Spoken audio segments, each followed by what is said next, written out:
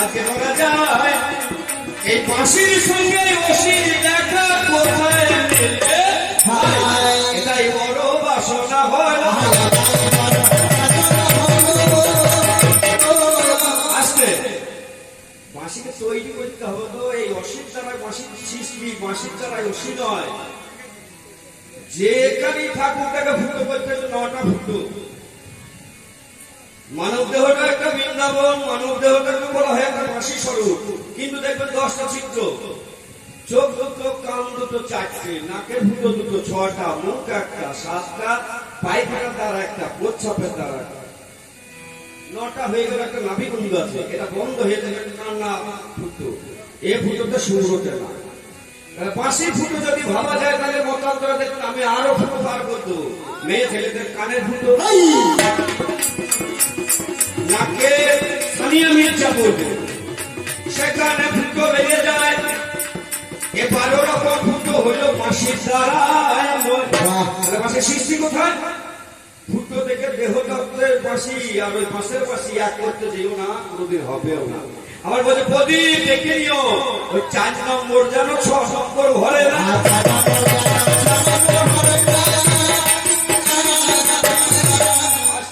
আমি এখানে ভাই জুতো বিক্রি করতে আসি নাই, তাই ওর দিক তুমি নিশ্চিন্তে থাকতে পারো, মাল চোখ বুঝে কিনতে পারো। যদি না পারো তা ফ্লিপকার্টে অর্ডার করো, তোমার বাড়িতে পৌঁছে দিতে হবে। আমি জুতো বিচতে আসি নাই, ব্যাপারটা তা না। ধরার জায়গায় পায়ের করছে, ওর হয়ে ফেলেছে মাথায়, নজর দেবে না। মাথায় ধরলে তো হবে না, ধরতে হবে। তাহলে বাঁশি সৃষ্টি করেছে বাঁশি, কৃষ্ণের হাতে বাঁশি। এই বাঁশির আবার ভাগ আছে, কেউ বলে মুরলি, কেউ বলে বেনু, কেউ বলে বাঁশি। 8 আঙুলে মুরালি ভেবে দেখা যায়, 12 আঙুলে বাঁশি হলেও মিথ্যা কথা নয়। 8 আঙুল 12 আঙুল, 4 আঙুলে বেনু হয়, এ কথা তো মিথ্যা নয়। আমার মাল আজকে বিক্রি হবে না, যতই লোকদের আর ঠকাবেন। কারণ তুমি করি আমি ভেবে দেখা যায়, বাঁশি হচ্ছে অশান্তির সৃষ্টির প্রতীক, সংঘর্ষের প্রতীক। এটা মিথ্যা কথা না, বাঁশি হচ্ছে শান্তির প্রতীক। ভেবে দেখুন বলে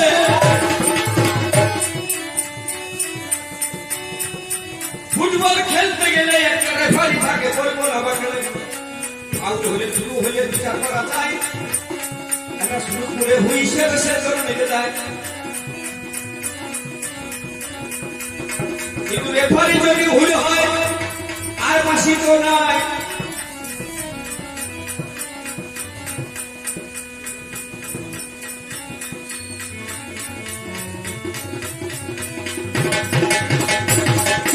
ভুল ধরার মতো কোনো ব্যাপার নাই। এই তো হচ্ছে বাঁশি। ভেবে দেখো মনে কি বন্ধ করেছ সমাজের মাঝখানে। ওকে বৃন্দাবনে বাঁশি বাজে, আর যেমন কান তেমন শোনে। ভেবে দেখা যায়, কিন্তু যখন বাঁশি ছিল না বৃন্দাবনে, কার কানে বাঁশি বেজে যায়। এটা তারপরে বাঁশি, কলিতার বাঁশি নাই ঝোলা। ক্রেতা যুগেতে বাঁশি ছিল না, সেটা ছিল ধনুবান। তাহলে বাঁশি সৃষ্টি করলো কে? অসিত। তাহলে কোথায় তোমার জন্ম, কোথায় সৃষ্টি হইল? একে একে আমার কাছে তুমি শুনে চলো, আমি মিথ্যা কথা বলবো না। ভেবে দেখা যায়, যেহেতু অসির ভূমিকায় আছি, তাই আমি মায়ের হাতে আছি, তোমার কাছে কাছাকাছি। তারপরে দেখায় মিঠু বনে কৃষ্ণ যেদিন কালী হইয়ে না, সেদিন অসি ধরেছি।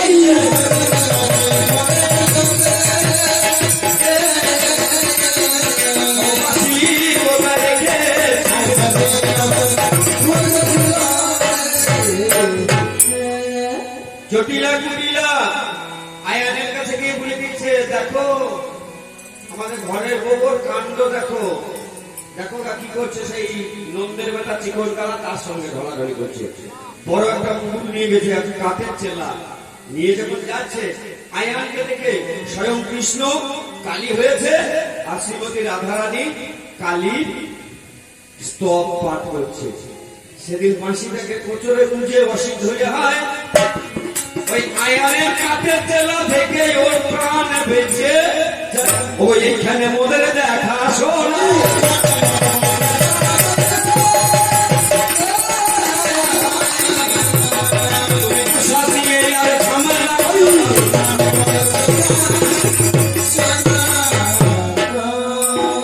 দেখাশোনাটা হচ্ছে নিধুবনে, দাপর যুগে। কোথায়? নিধুবনে স্বয়ং কৃষ্ণ রাধাকে বাঁচানোর জন্য এবং নিজে বাঁচার জন্য বাঁশিকে ছেড়ে অসিকে ধরে রেখেছে। এইখানে আমাদের দেখাশোনা। বাঁশির জন্ম কোথায়? এরান্ডম নামে আগে উনি নাকি হয় একটা যজ্ঞ করেছে, আমার মিথ্যা কথা নয়। সেই যজ্ঞের 25 মাস উঠে যায়, খন্ড খন্ড করে হলো সেদিন তৈরি হয়। শিবের কাছে হলো ধরে হল যমরাজ 4 ভাবে কোদণ্ড নিল, একভাবে কৃষ্ণের সেদিন বাঁশির সৃষ্টি হলো। এই অসীম দ্বারা বাঁশির জন্ম হয়, আমার থেকে জন্ম কিন্তু তোমার থেকে নয়। আমার থেকে তোমার জন্ম, তোমার থেকে আমার নয়। আমি তোমাকে জন্ম দিয়েছি, তুমি আমাকে জন্ম দাও নাই। এইখানে আমাদের দেখাশোনা। এবার কথাবার্তা সর্বপ্রথম বলছে তুমি প্রসাদ দেবে কি? বলছে প্রসাদ দেবো না, তোমাদের ছেলে ফোটা লেগে আছে, প্রসাদ দেবে? কিসের জন্য নেবে? তোমরা প্রসাদে ভক্ত নাও। দেবী বা দেবতার প্রসাদে উচ্ছিষ্টটা হয় প্রসাদ, আর চৈতন্য মহাপ্রভু বলেছেন কি ভক্তের প্রসাদে হয় মহাপ্রসাদ। তাই তো চৈতন্য মহাপ্রভু আগে নিতাইকে খাইয়েছে, নিজে খেয়েছে, ভক্তদেরকে খাইয়ে সেই প্রসাদ নিজে গ্রহণ করেছে, তবেই তো হচ্ছে মহাপ্রসাদ। বাইরে আমি মহাপ্রসাদ তৈরি করতে পারি নাই, আমি বলেছি কি তুমি যদি ইচ্ছা হয় তুমি নিতে পারো। এটা 1 নম্বর। দ্বিতীয় নম্বরের কথাই আমি বলে যাই, আমি একে একে বলে যাবো না হচ্ছে সবাই। তোমার যুক্তি ভালো, যুক্তি ভালো, ছন্দ ভালো, আমার যেটা শোনা যায় আমার কথার উপর বাঁশি আর বলুন। বলছে মালা খোলা নিয়ে তোমাদের লগ্ন হল, তোমার লোক আছে, তোমার রক্ত বস্ত্র পরিধান, হ্যাঁ লাল হলে দেখবে ট্রেন দাঁড়িয়ে যায়। গিন্নির যদি অষ্টমঙ্গলা লাল ছায়া থাকে, ট্রেন আর কে কেরামতি দেখানো হয়। অষ্টমঙ্গলায় বউকে নিয়ে বেড়াতে গিয়েছে, রেল লাইন পার হচ্ছে, আমাদের সমাজে একটা ট্রেন আসছে। তা গিন্নিকে বলছে আমার কেরামতি দেখবি, এই ট্রেনটাকে আটকিয়ে দেবো। তা বলছে হাত দেখাও। তা বলছে ওই ট্রলি ব্যাগ থেকে তোর অষ্টমঙ্গলা সেই লাল ছায়াটা বার কর। লাল ছায়াটা বার করছে, হাতে দিয়েছে, ট্রেনটা আসছে, এরকম ছায়াটাকে দেখে দিচ্ছে না, লাল সিগন্যাল যখন ট্রেনটা দাঁড়িয়ে গেছে। এবার ড্রাইভার বেরিয়ে এসে বলছে ভাই কি অবস্থা? ও ভেবেছে হয়তো রেলে কোন জায়গায় গন্ডগোল হয়েছে, হয়তো আমি যেতে গেলে এই ট্রেনটা ক্ষতিগ্রস্ত হতে পারে, অনেক প্যাসেঞ্জার মারা যেতে পারে। বলছে ভাই কি হয়েছে? বলছে কিছুই হয় নাই, আমি বউকে একবারে দেখিয়ে দিলাম। ড্রাইভার কি করবে? বলছে অকারণে ট্রেনটাকে থামিয়েছে, থামিয়ে একটা চর মেরে দিতে বলছে আমার গায়ে কথা আমিও দেখিয়ে দিলাম। কিন্তু বলছে হাগো তোকে মারলো কেন? বলছে আমি যে কেরামতি দেখিয়েছি তার মানে কি বলবো পুরস্কারটা দিয়ে গেল। তা লাল জিনিসটা এমনই, তোমরা আটকে যাবে, তোমরা থামবে। এ কারণে যদি আমি লাল বস্ত্র লাল সিঁদুর অঙ্গে ধারণে করিব,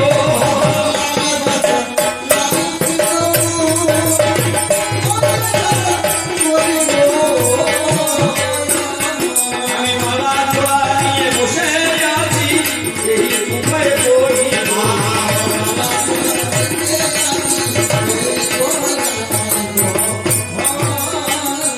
আমার গলায় আছে রুদ্রাক্ষের মালা। আমি যদি খাবার দাবার খাই মনের খুলিতে খাই, আমি পঞ্চমকারের সাধু, তোমার মতে যাই, তোমার এই প্রশ্নের উত্তর কোটা দিয়ে যাই। পঞ্চমুখা কি? মদ, মাংস, মুদ্রা, মৈথুন, এইগুলো হচ্ছে পঞ্চমুখা। পঞ্চমুণ্ডের আসন, আমি যে আসন ধ্যান করি তার নাম হচ্ছে পঞ্চমুণ্ডী আসন। পঞ্চমুণ্ডী আসন কাকে বলে? পাঁচটা অপঘাতে মারা মৃত্যু হয়েছে এমন জীবের মাথা লাগবে।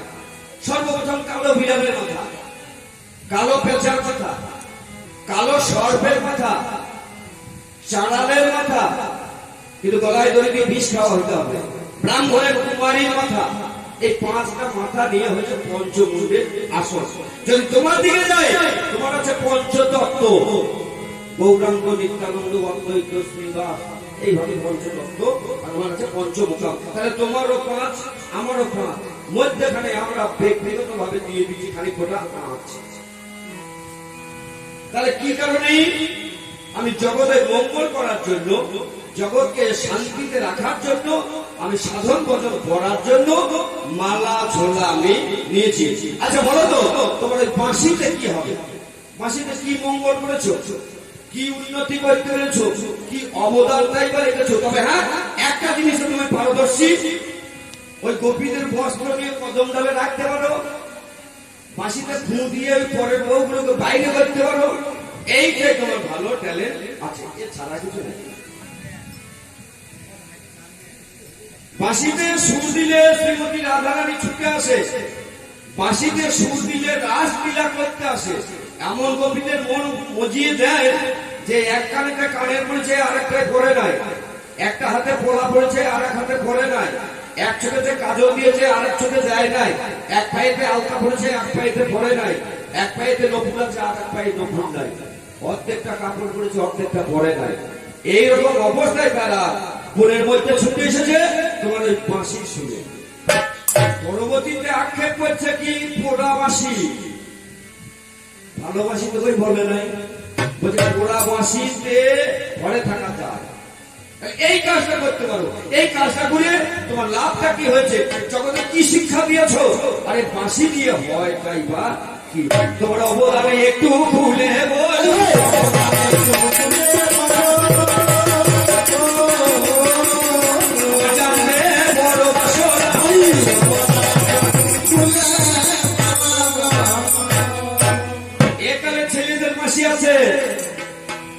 ছেঁড়া প্যান্ট কিনবে দামি টাকা দিয়ে, ভালো রকম দামি টাকা দেবে, ছেঁড়া প্যান্ট, জিন্সের প্যান্ট দেবে হাঁটু ছাড়া, দাম দিয়ে কিনছে কিন্তু পুজোতে ছেঁড়াই পড়বে। পকেটে তো শেষ নেই, পা থেকে কোমর অব্দি পকেটে ভর্তি। একটাতে আছে ভোটা, একটাতে আছে আইডিয়া, একটাতে রিলায়েন্স, একটা আছে এয়ারটেল, একটা আছে জিও, ফোনেরও শেষ নাই। তাই এই বাঁশিতে, 4 আঙুলের বাঁশিতে, কিনটার বাঁশিতে অনেক কিছু হয়ে যাচ্ছে। কেউ লাকি ফোনে ফোন করছে, কেউ মিস কলে ফোন করছে, এই মিস করতে হতে জীবনটাকে মিস করে ফেলছে।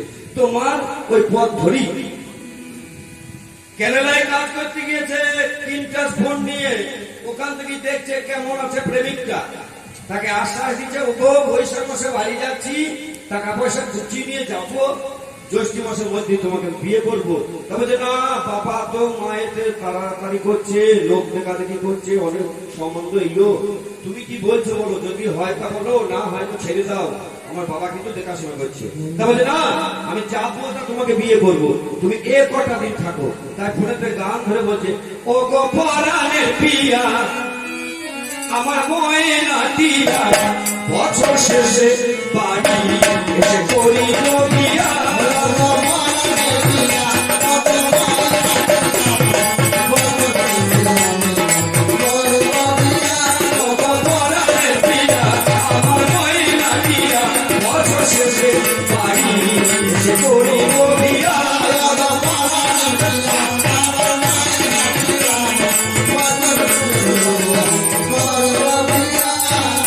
নশো সিজে পালকি চলে যাব তোমার বাড়ি,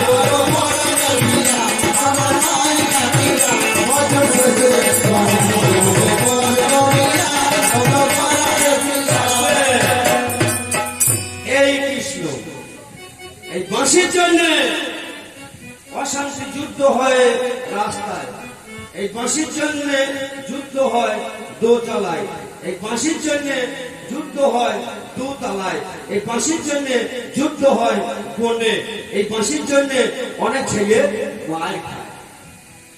তাই ওই বাঁশি ফেলে দাও, মায়ের কাছে এসো, মায়ের সান্নিধ্যে বসো, নিজের আরাধনা করো, দেখো অনেক কাজ হবে। ওই বাঁশির দ্বারাই হবে না, ওই বাঁশির দ্বারাই হবে না।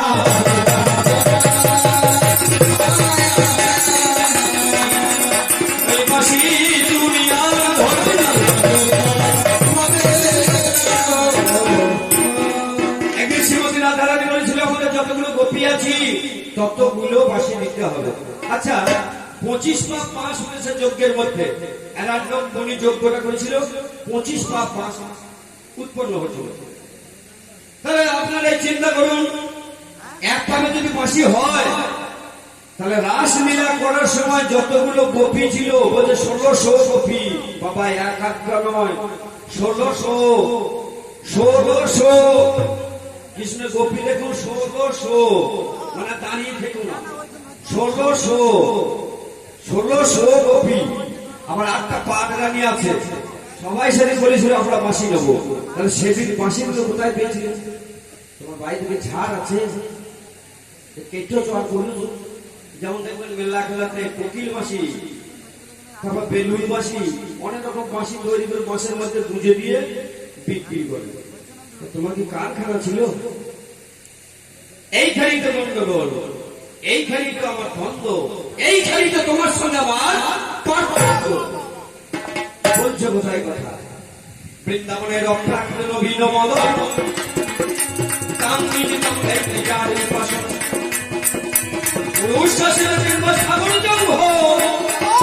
সর্বদিত কাশ্যপ সাগর মন্থর মদন, আপনার মাধুর্য হয় আপনারে মন, আপনার ভাবে চাহে করিতে আলিঙ্গন।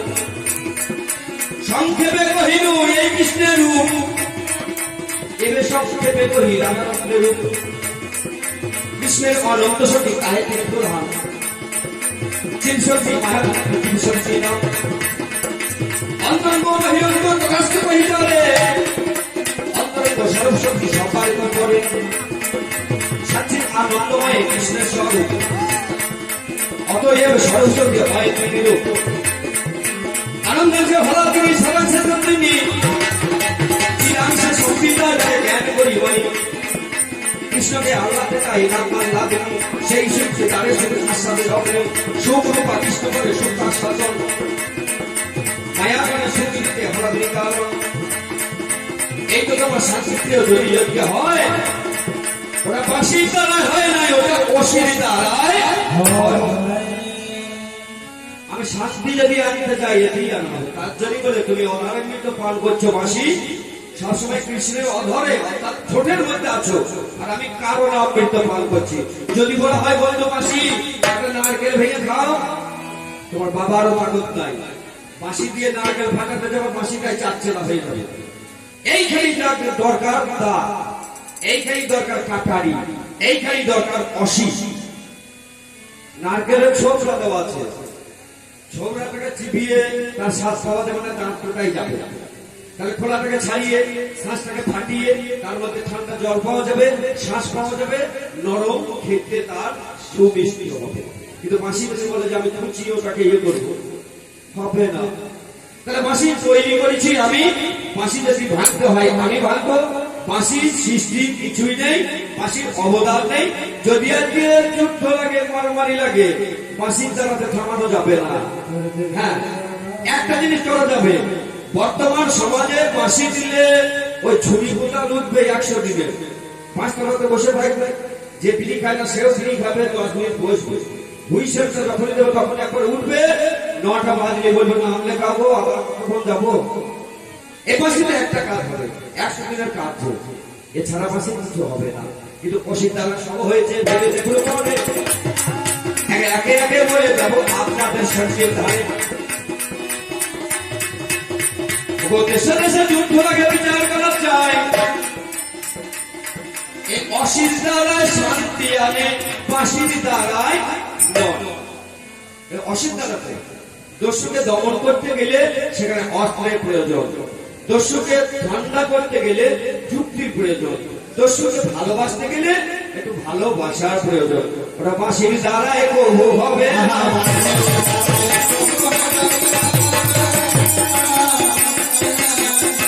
বাঁশি তুমি আর বোঝো না। প্রথম আসর থেকে দেখি খুব মামা মামা মামা করেই গেল। বাবার তো নামই পেলাম না।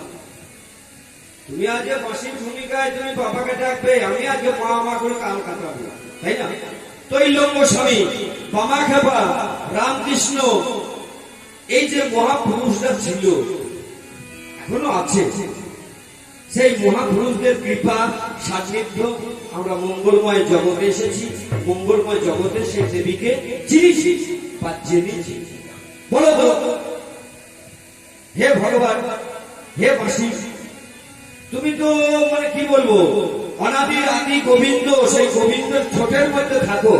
বলো এতদিন যে আছো, কি সুখ তুমি পেয়েছো? তোমার সুখটাই বাকি, তোমার শান্তিটাই বাকি। আর আমাকে যদি বলো, আমি সুখ পেয়েছি, শান্তি পেয়েছি, হ্যাঁ, পুজো পার্বণের সময় আমাকেই ডাকে। একটা খাসি কাটতে গেলে আমাকে প্রয়োজন, মায়ের কাছে বলিদান দিতে গেলে আমাকে প্রয়োজন, একটা দড়ি কাটতে গেলে আমাকে প্রয়োজন, একটা আলু তুলতে গেলে আমাকে প্রয়োজন, সর্ষে কাটতে গেলে আমাকে প্রয়োজন, চাষবাস করতে গেলে আমাকে প্রয়োজন। আমাকে ছাড়া কিন্তু নয়। বলুন তো, বাঁশি দিয়ে কি সর্ষে চাষ করেছেন? বাঁশি দিয়ে কি ধান চাষ করেছেন? বাঁশি দিয়ে কি আলু লাগিয়েছেন? বাঁশি দিয়ে কি বলবো তিল লাগিয়েছেন? বাঁশির দ্বারাই হবে না। বাঁশি ওই থাকবে কৃষ্ণের ঠোঁটে, আর গোপীদের মনে মজাবে, আর গোপীদেরকে ওই বনে পাঠাবে, রাস লীলা করবে। এইটুকু তুমি ভালো রকম জানো। বলছে প্রথম রন্ধের সুরে মণি জোনার মনোহর